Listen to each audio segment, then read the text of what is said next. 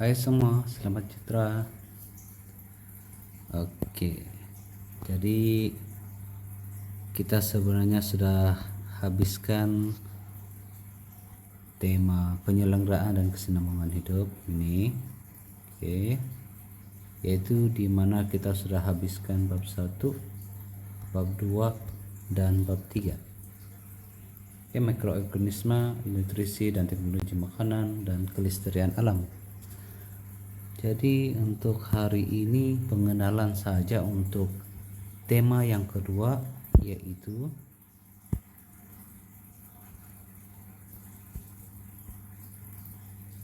penerokaan unsur dalam alam. Oke, dimana dalam tema ini dia ada 3 bab. Bab yang pertama 4.0 kadar tindak balas, sebatian karbon, dan elektrokimia. Oke, mari kita tengok. Setiap bab ada berapa subtopik dalam tuh. Oke, kita tengok di bawah. Kadar tindak balas dia ada 3 subtopik. Oke, 1, 2, 3. Sebatian karbon 1, 2, 3, 4, 5 subtopik, dan elektrokimia ada 2 subtopik.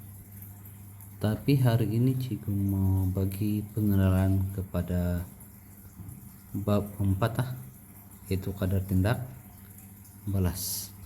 Kadar tindak balas. Oke.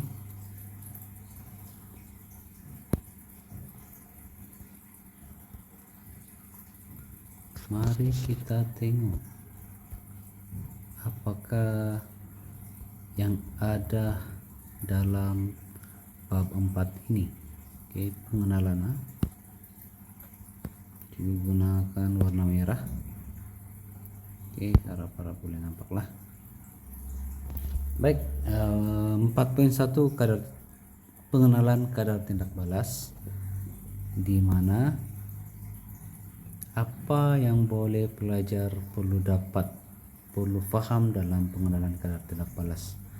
Mari kita tengok satu persatu. Jadi dalam 4.1 pelajar kena tahu menjelaskan melalui contoh tindak balas yang cepat dan tindak balas yang perlahan dalam kehidupan harian. Kemudian pelajar boleh memberi maksud kadar tindak balas, dan yang terakhir adalah menentukan kadar tindak balas. Oke, itu untuk 4.1 yang sepatutnya kita perlu paham. Oke, kemudian bagaimana cikgu menilai kamu? Oke, kita tengok tahap-tahap. Tengok di mana tahap kamu, tahap 1 atau tahap 2 sehinggalah tahap 6. Kita tengok untuk tahap 1 paling mudah, pelajar kena ingat semula. Jadi kalau dalam konteks kadar tindak balas ini kena ingat apa itu kadar tindak balas. Oke.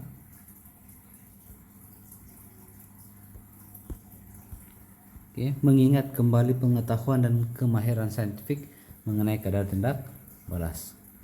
Bila sudah boleh mengingat, maksudnya Anda sudah menguasai tahap 1. Oke, untuk tahap yang kedua, memahami kadar tindak balas dan dapat menjelaskan kepahaman tersebut. Jadi paham apa itu kadar tindak balas.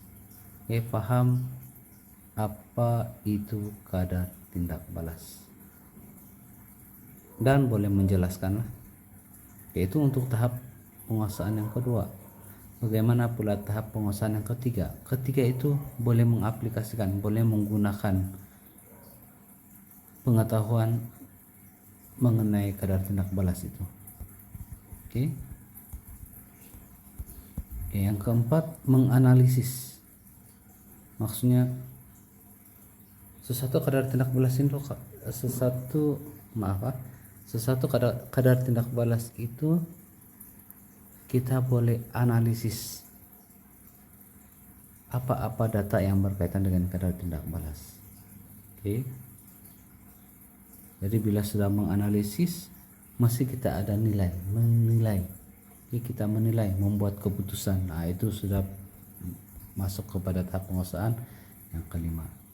Jadi tahap penguasaan yang keenam, mereka cipta. Boleh sudah mereka cipta sesuatu berdasarkan kadar tindak balas. Oke. Baik. Untuk 4.1 ini sebenarnya kita hanya menilai tahap penguasaan pelajar sehingga tahap penguasaan 2 saja, sebab kalau tengok di sini menjelaskan yang ini ya, menjelaskan, mentakrif, menentukan. Jadi ini hanya kita boleh nilai sehingga mengingat kembali, memahami. Belum lagi masuk kepada mengaplikasi. Ini belum masuklah.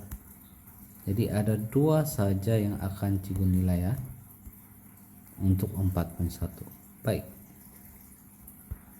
Siap untuk bagaimana cikgu menilai kamu ya. Oke, kita pergi kepada 4.1, objektif yang akan kita capai sebenarnya. Tapi ini adalah kelas seterusnya lah. Cikgu hanya bagi pengenalan saja untuk hari ini. Oke.